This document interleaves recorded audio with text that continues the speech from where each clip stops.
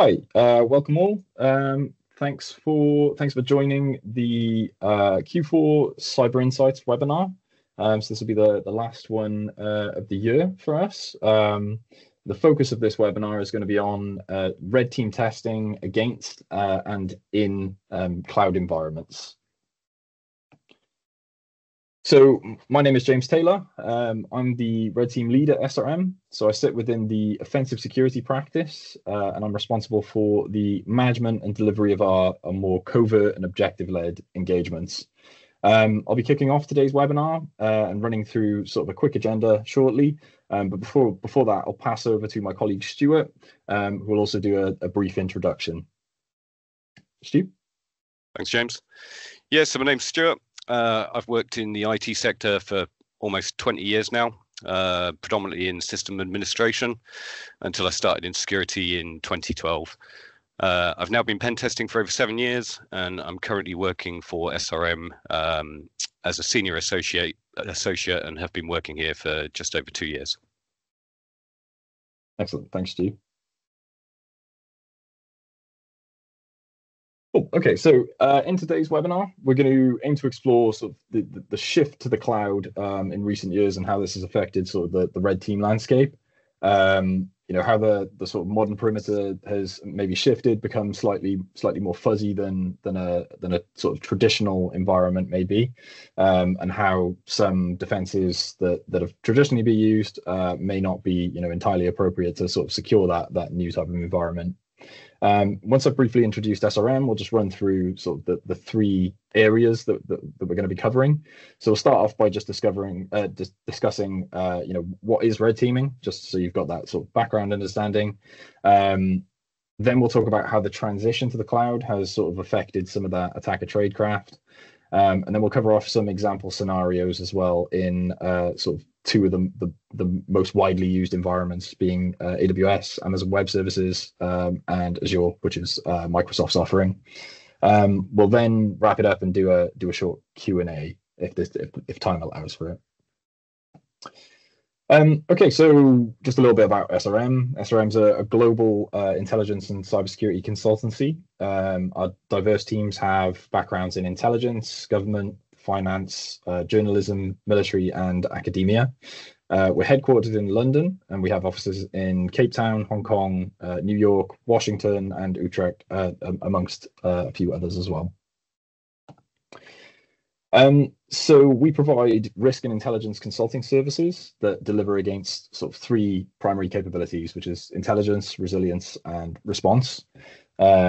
Offensive security, which is the practice that both myself and Stu work for, fits within the sort of resilience services or our sort of proactive services. And we help clients improve their security posture by thinking like an attacker to prioritize sort of actual threats rather than maybe the perceived threats that they have. And proactively identifying and remediating vulnerabilities before they can be exploited by a real threat actor. Okay, so that covers off, who SRM are. I'm just going to briefly touch on, what is a red team in this context.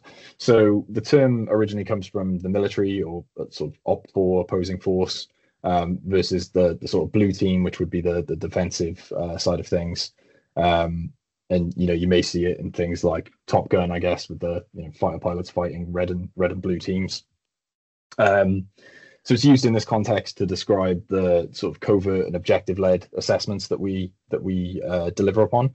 So these are engagements that sort of differ slightly from penetration testing, in the sense that penetration testing is very sort of narrow in scope, focused on individual systems or networks of systems, whereas a red team is much broader and is inclusionary by nature.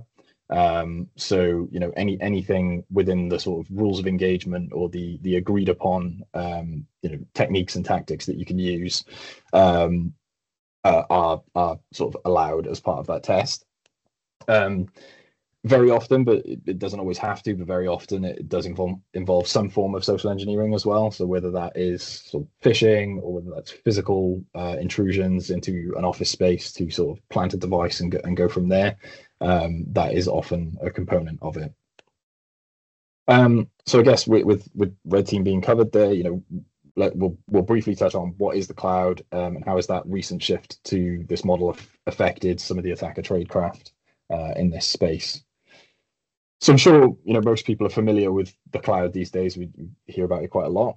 But basically, cloud computing is a paradigm that enables sort of on-demand access to a wide array of resources. So that can be things like servers, storage, database, networking, etc. And instead of owning and maintaining that physical infrastructure and hardware, organizations or individuals actually can rent these services from a cloud provider through sort of a pay-as-you-go model. I guess in really, really simple terms, it's essentially somebody else's computer that you're renting time or resources from. So according to Synergy Research Group's latest report, 71% of all cloud services are owned by sort of 4 providers, with AWS and Azure being sort of the clear leaders in this space. And that is sort of consistent with what we see across our client environments as well.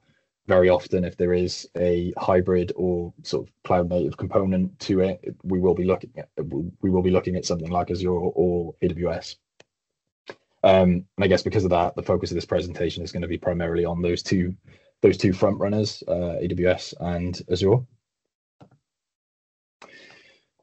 So why would an attacker go after the cloud? So one of the primary things is that it's accessible, right? It's by nature sort of internet accessible, which can introduce attack surface to a client's environment, and provide a way for a sort of internet-based threat actor to gain access potentially to this client's environment. There's also limited logging, and this is something that is really beneficial when you're conducting one of these sort of covert engagements, where we're trying to fly under the radar. We don't want to leave too many traces.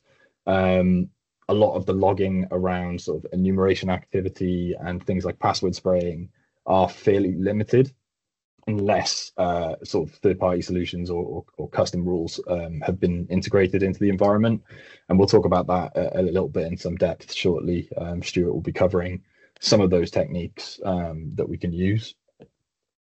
So another reason that an attacker may go after this is that it's sort of OPSEC safe or operationally secure.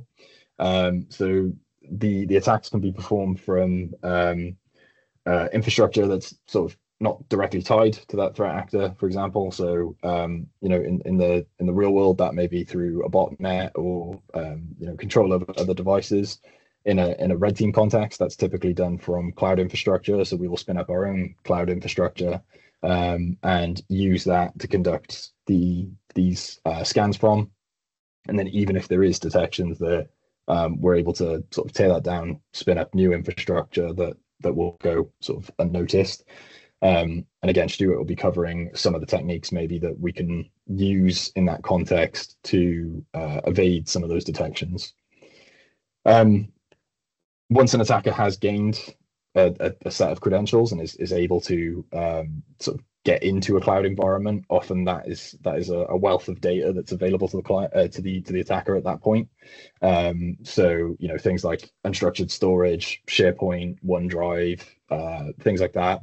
You'll often find that there are credentials left around in various different files that may be accessible to an attacker that they can then use to either facilitate further attacks or for direct sort of privilege escalation and lateral movement.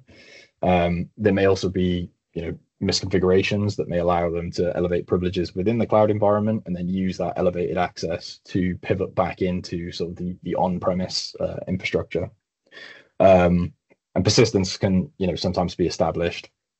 So in Azure, for example, similar to sort of on-premise environments where a standard user can add up to 10 workstations to the domain, depending on the configuration and the settings, an attacker may be able to add a workstation to the Enter ID environment, which can then be leveraged in sort of other attack chains and provide persistent access for several days.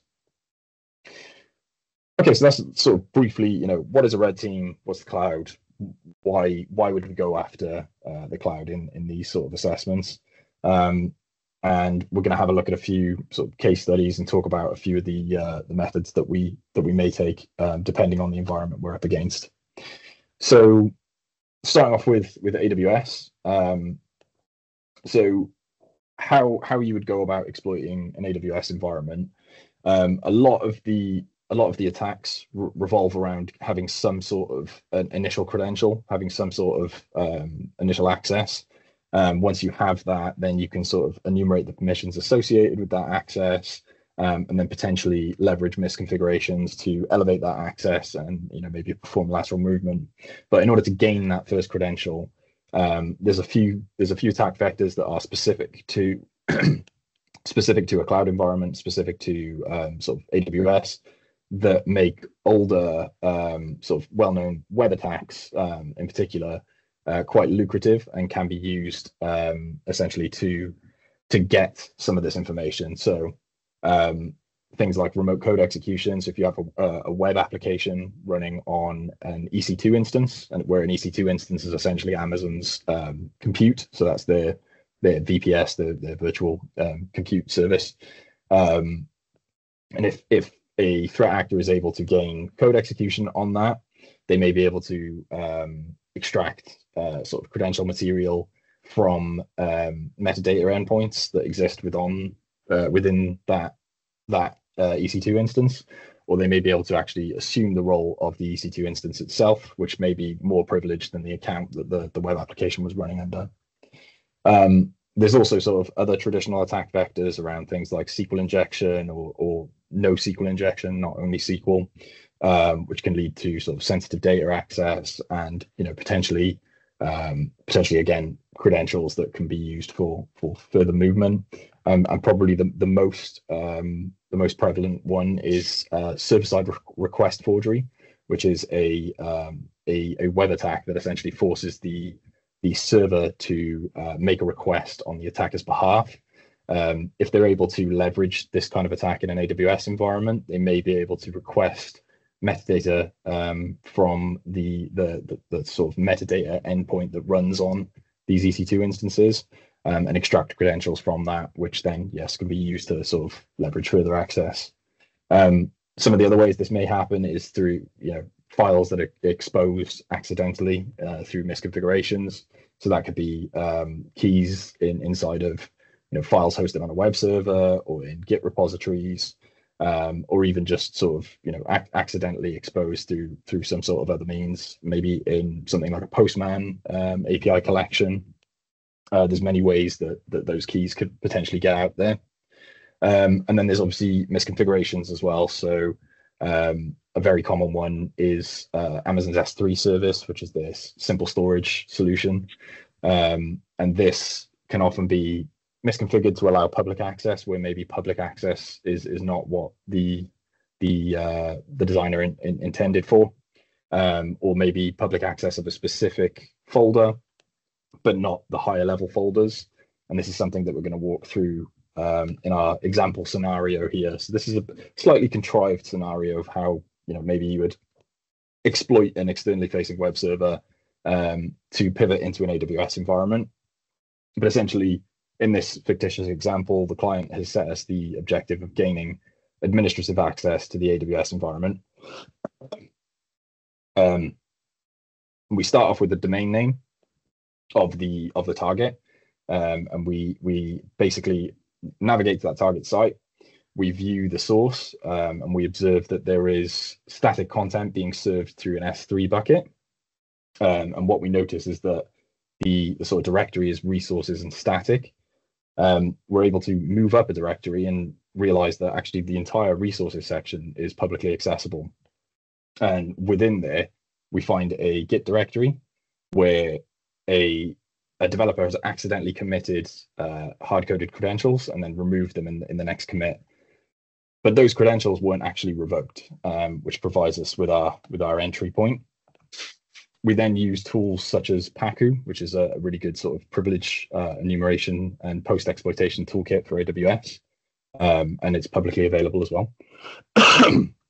And we use this to sort of enumerate the associated permissions of those keys. And then because AWS IAM offers such fine-grained permission scoping, often it can be overwhelming for a developer to sort of understand what each individual permission does, and they're often overly permissive. So the rights that get granted to these keys are heavily over permissive in this case, and provide access to the AWS Secrets Manager, and it's granted us all rights to this. So essentially, at this point, we can request all of the secrets that are available in Secrets Manager, list out the contents, and obtain further credentials to be used for privilege escalation and lateral movement. And in this case, we're able to identify a set of credentials that actually has the administrator access managed IAM policy, which is then sort of objective complete.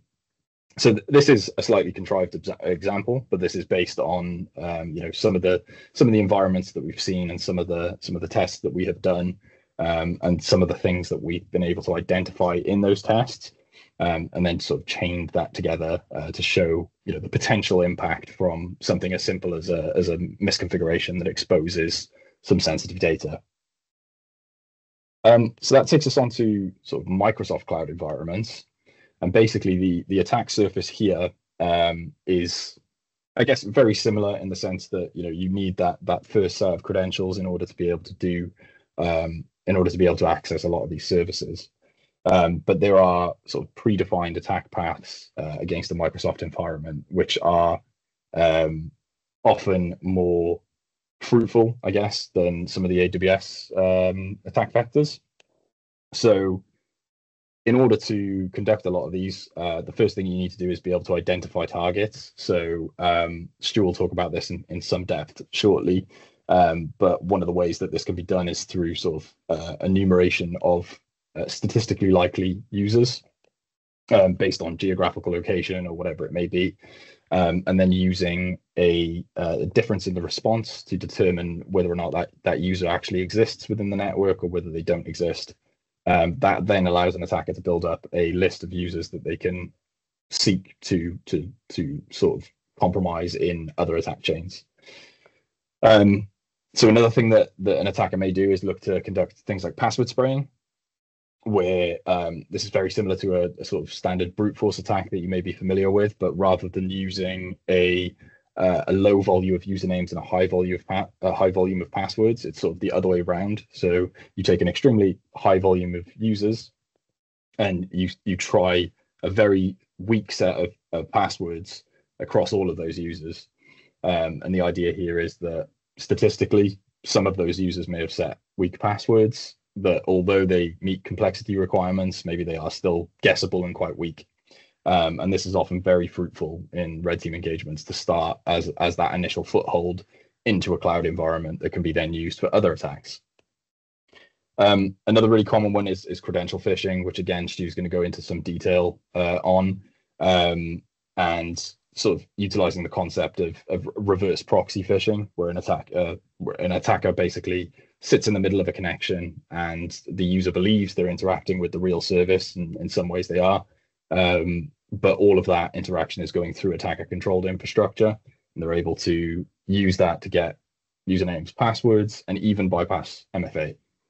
And then we've got some of the more specialized phishing vectors that specifically affect sort of the Microsoft environment. So things like illicit consent grants, whereby an attacker can create a malicious application and use that to request permissions from the target.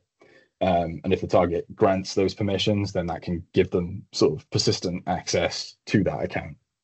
And another way of doing sort of a fairly similar thing is device code phishing, whereby an attacker initiates a sort of device code workflow. And this is often used to log into devices where entering a password may be difficult, but basically the victim is tricked into entering a legitimate authentication code, which is often used to displayed on a device waiting for setup, into a attacker controlled web page, and then that gives the attacker all the access as that user, so they're able to sort of capture the access tokens after that point. Okay, so I'll now pass over to my colleague Stuart, that's going to talk through some of these attack vectors in some more depth. Thanks, James.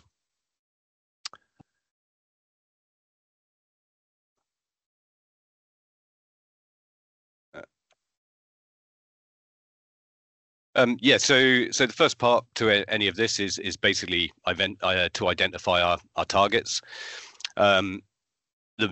Essentially the more valid email addresses or usernames that we can enumerate, the larger the attack surface we're going to be exposing. It is a numbers game. The more you have, the more statistically likely you are to be able to find a valid password. There's various benefits and drawbacks to each of these methods. However, the most likely to draw attention is simply trying to log into one of the interfaces. An example of this is from this particular screenshot is when the authentication APIs from Microsoft are called. There's the if exists result field, and when you have a result of 0, that indicates that the account doesn't exist. And when you have the result of 1, this indicates that the account does actually exist. These APIs are rate limited, but a persistent attacker can leverage this API over extended periods, and with some modifications and sort of throttling to be able to bypass some of the controls that are in place. When it comes to password spraying, basically password spraying is taking a large list of usernames and typically a fairly small list of passwords, and these lists of passwords are used against all users one at a time.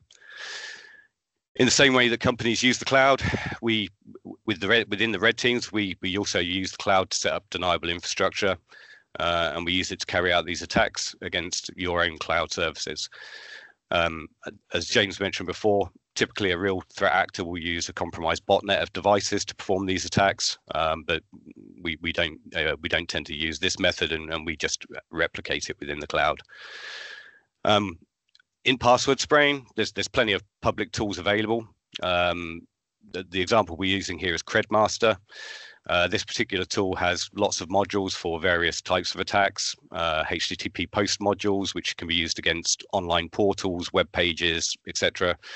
So login, typical login portals, and has modules for things like Active Directory federated services, Microsoft 365, O365 enumeration as well, so where it doesn't attempt to use any credential material but just enumerates the users, and there's plenty of other modules within this particular tool itself. What the tool does is basically it takes advantage of API gateways, and this helps to keep the attack under the radar, helps to blend in with the typical noise that you would see in the security operations center by the blue team, and mask our attack potentially within other attacks that are likely going on at the time. Most environments will see lots of these if they have any kind of exposed service that can be used for login, etc. What the gateways do is they rotate the IP address on every single request that's sent to the endpoint. Makes it, like I said, hard to attribute, and it becomes pointless trying to block any of the IPs that you see from as source, because they're just constantly changing. Credmaster also has the ability to do threaded attacks. In the sense of threaded, what it actually does is it spins up API gateways in 15 separate regions. Obviously, then the IP pool becomes very large, and it's also coming from multiple geographical locations. So again, it makes it very difficult from a blue team perspective. And what we typically will do is we'll take a list of statistically likely usernames, depending on where the client's based. The list will be based on geographical location, so kind of tying in with the typical names that you would see in any particular geographical area. And it will follow the format after we've established what the format is of the client's username convention. For example, first initial, last name. The lists themselves, they're pretty large and can contain upwards of 50,000 users, and because it is a numbers game, if we can enumerate a large percentage of users from these lists, it does make it more likely that we're going to have a successful campaign. Now, the endpoints do tend to be throttled, and they do tend to have lockout policies. But to combat that, on our side, we also carry out our own throttling on the tooling, and we also pull back slightly to try not to trigger any of these defensive measures. So typically we'll send requests every X seconds, and we'll also include what's known as a jitter, which is basically a time frame, a random time frame in between. And what that does is it gives the request a fair level of randomness between each request against each user and password combination. This helps us to try and bypass the lockout policies, and it also allows for failed counter resets within the policy set on the client side. Just as you would have statistically likely usernames, we also employ statistically likely password lists. These lists we've developed over time. These are based on our testing experience from internal testing, etc., where we've managed to get hold of clients' password databases, and we've been able to do analysis on those. And even now, we still see the typical same combinations of characters that, while may follow the security policies set by the client, and they could still be the complex policies, we still consider them weak, and we do still have significant wins from these I suppose weak passwords in essence. The one that most people will typically have heard of, season, the year, and a special character, with the season maybe uppercased. And again, another similar one that we see quite a lot is the company name or a shortened version of the company name, a year of some description, and again a special character. These attacks, when we're doing it, obviously the red team engagements are slightly longer than a typical pen test, so we tend to run these attacks over several days. But depending on the length of the engagement, they may be extended further to give more chance of success. Certainly when we're looking at a breaching the perimeter, gaining access to the cloud type scenario. So mitigation. How can you mitigate this? One of the ways is comprehensive banned password lists within Entra ID, for example, and primarily user education as well. Both of those two together, probably the most successful in combating these attacks. And we typically, recommend using the NCSC guidance to support your password policies and help to inform your user education, so that people aren't setting bad passwords in the first instance. MFA, a good control. It's not infallible, as you'll see later on. And there's also public tools that exist that will check your exterior perimeter to see whether there's any gaps where you may not have employed MFA. So, for example, MFA sweep, it will check all the typical endpoints, and if one of those doesn't have MFA, then if we've had a successful credential spray, we would typically use it against those. There's also another element to it where the user may not have actually set up MFA. We've seen instances where although MFA has been rolled out across the whole estate, some users may not use their corporate logins in the same way as the typical office-based users, and they may never have actually taken that step to log in to the M365 environment, for example, and be prompted for that additional security to then go ahead and set up the MFA. And in those cases, obviously, those users are at risk. Also, MFA bombing and MFA fatigue can also be exploited, which is coercing somebody to give up their one-time passcode. And depending on the type of push notification, an attacker may be able to coerce the user into accepting the MFA prompt. One example of this was the Uber 2022 hack by the Lapsus group. Smart lockout. These can be default, or they can also you can also create custom policies.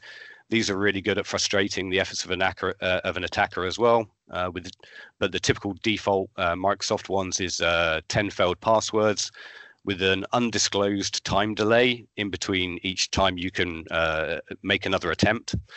And if also the user authenticates during your attack period, then it resets that lockout for us, basically. The final one would be conditional access policies.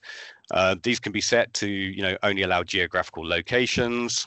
So have your own trusted locations, which may just be the offices. In the case of hybrid working, that's probably not so. That's not such an easy one to implement. But you could also set it to only allow access from corporate managed devices, approved devices, which obviously would go a long way in also stopping these types of threats.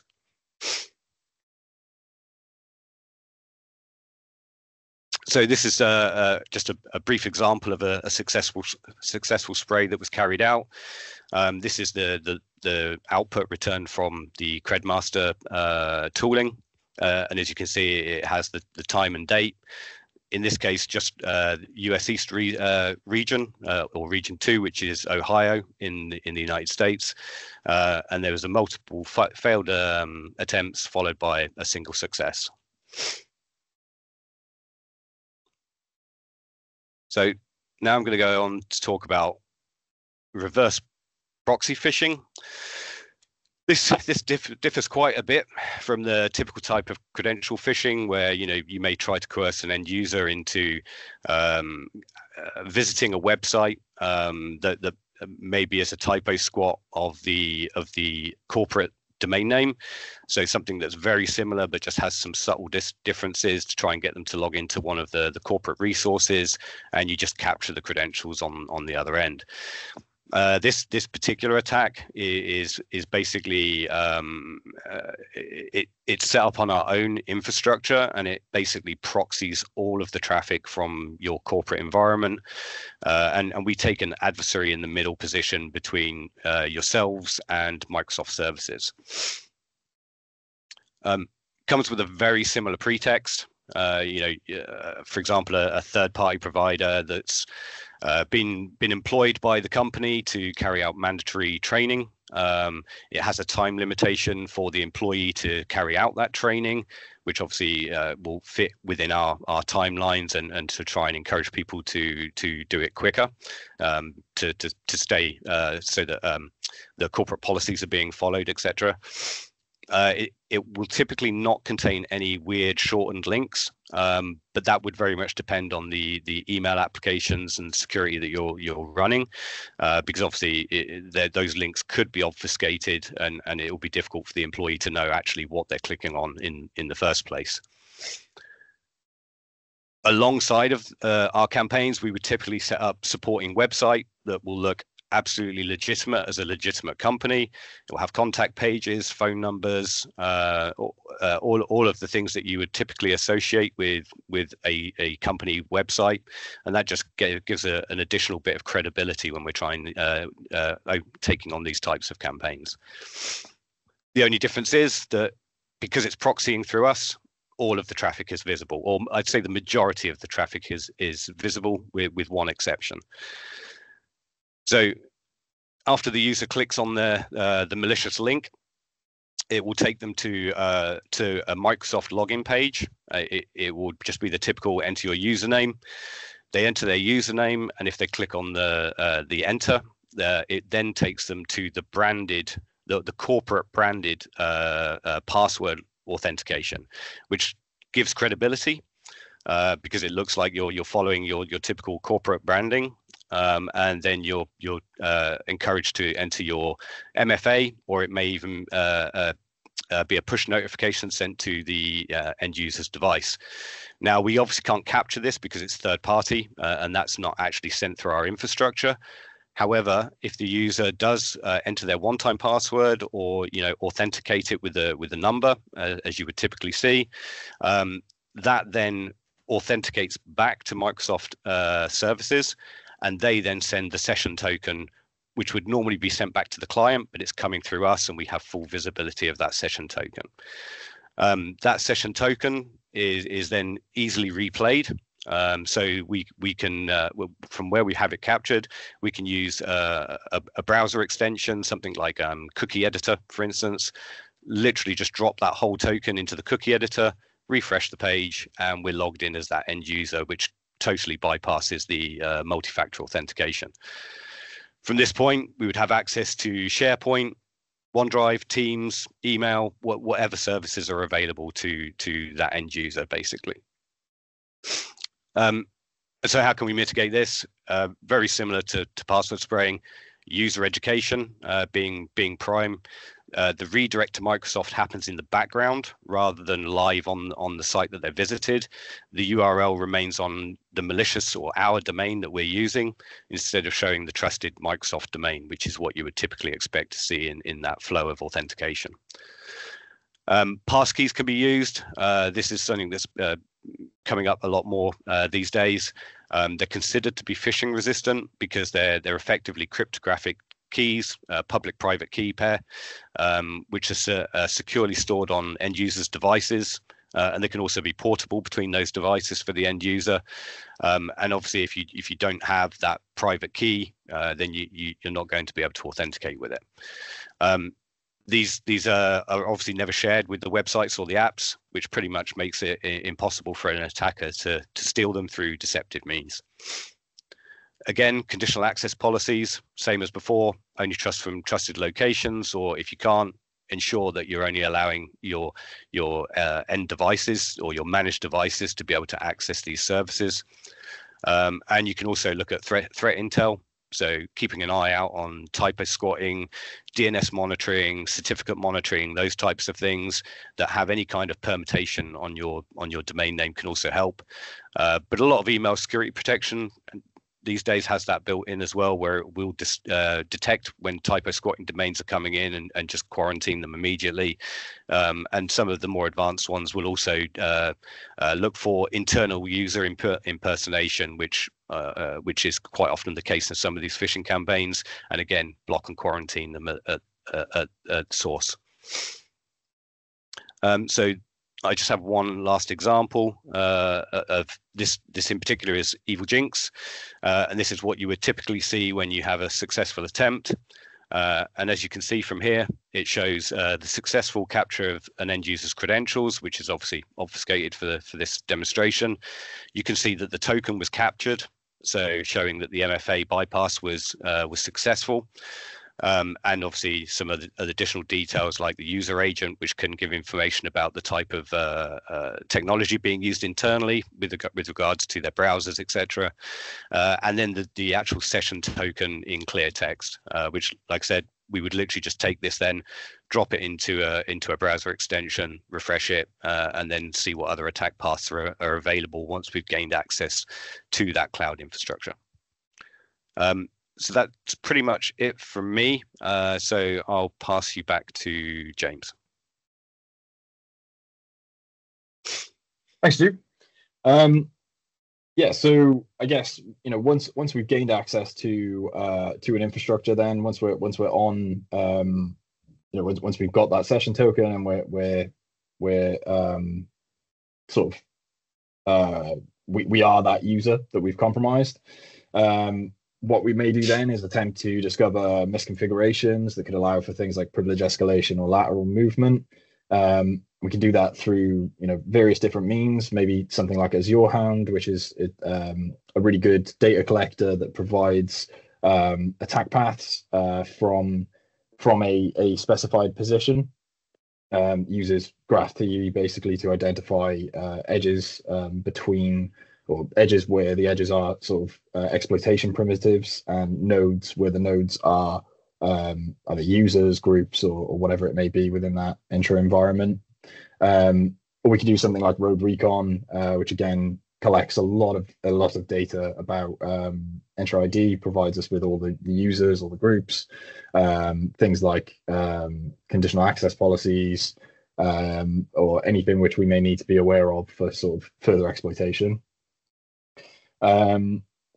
Another really common thing that we may do is just sort of pillage M365 services, looking for credentials or looking for maybe VPN configurations, whatever it may be, to be able to leverage that to access sort of the internal environment and essentially complete the objectives that were set out as part of the red team. Or, as is often the case, the target account may already possess some sort of remote access. and that can be an easy means for an attacker to then gain a foothold within the internal environment. So I guess the question is then, how worried should we be about these kind of attack vectors? So I think that although the sophistication of these attacks are relatively low, the possibility of success can be quite high. But there are things that you can do that severely mitigate the threat, as Stu has already sort of alluded to. But basic controls such as MFA is going to mitigate the majority of sort of spraying or credential stuffing attacks from succeeding. So even if they are successful in identifying that those credentials work and are legitimate, without possessing the means to have that second factor of authentication, the threat actor is going to be sort of stopped in their tracks there. So it's all about sort of cutting off the attack paths as early as you can.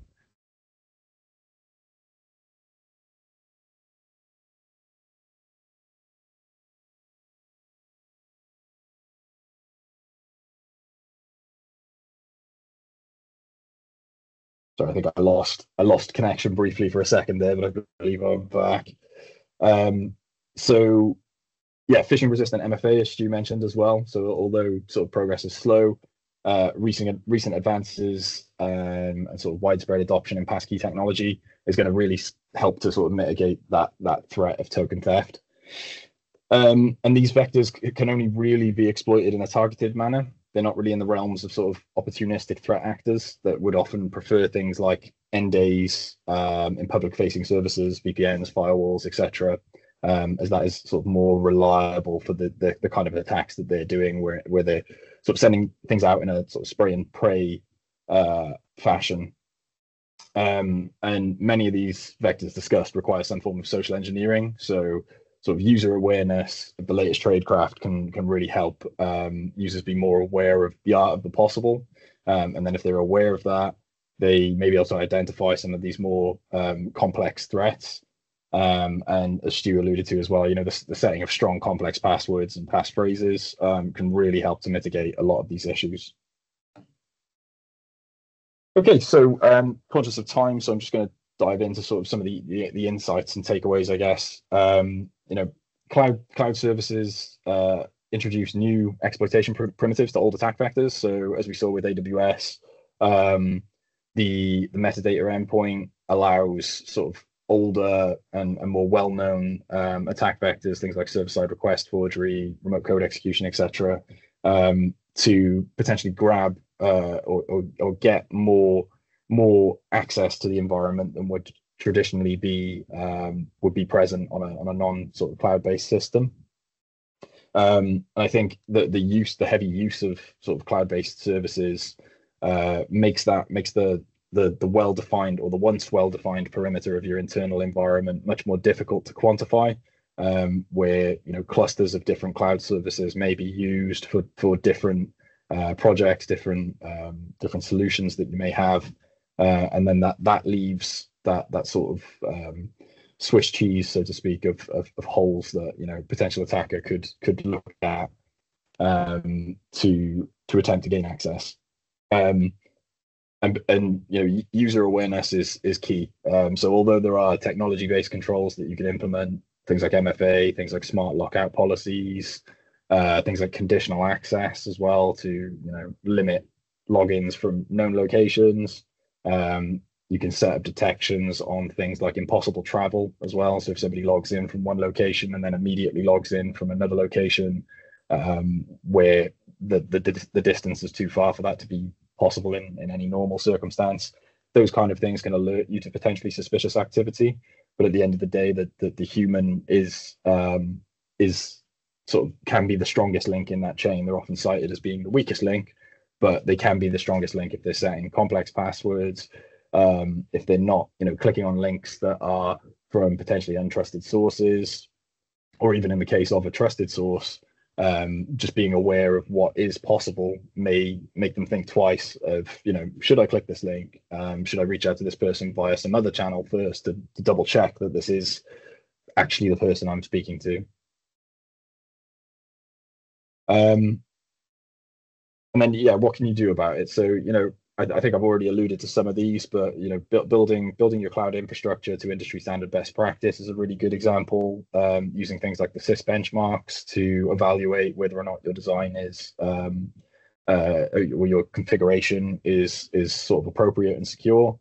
Sort of looking at secure coding best practices as well. So if your development teams are aware of some of the potential threats that cloud hosted infrastructure can bring, then they're going to be more aware of their responsibility to build secure software in the first place that is not vulnerable to these threats and won't allow a threat actor to gain that access.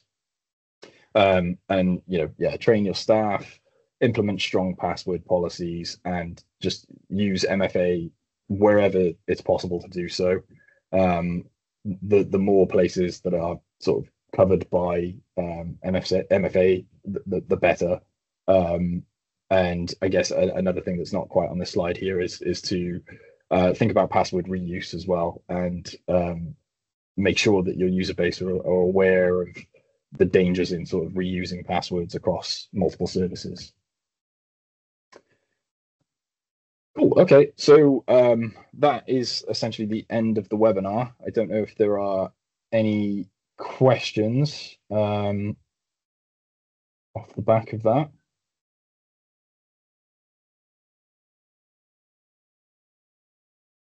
Can't see anything in the Q&A.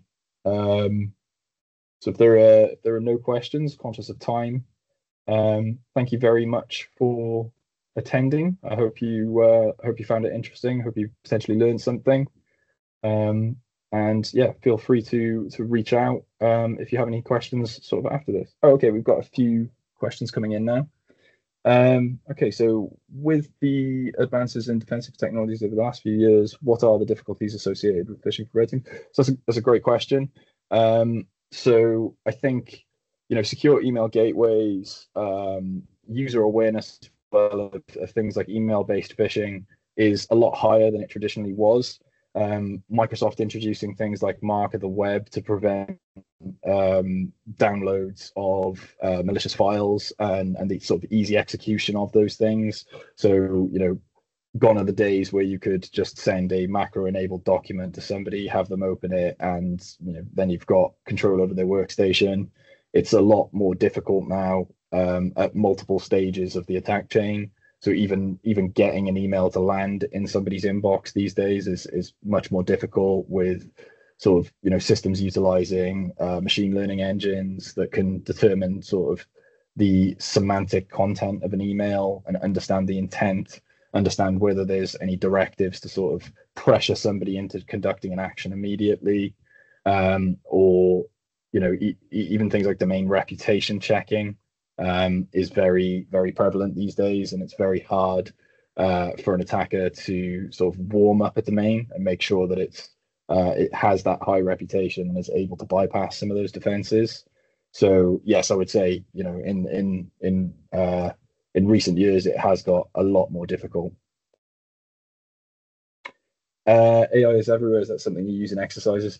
Yes, so we do make use of AI as part of some of our phishing engagements. So it can be really useful to generate content around the pretext that you're going with. So, for example, if you need a website that looks believable and sort of matches what your content pretext is, AI is a great way to sort of generate a starting point for that, spin up a website really quickly, even rewording things. So, asking an AI to remove maybe some of the more suspicious language in that email that may be trying to convince somebody to click a link.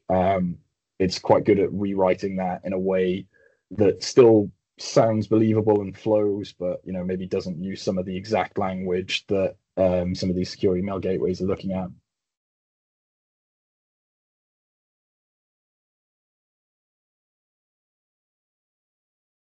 Cool. Okay. I think that's it for the questions then. Thank you very much for attending.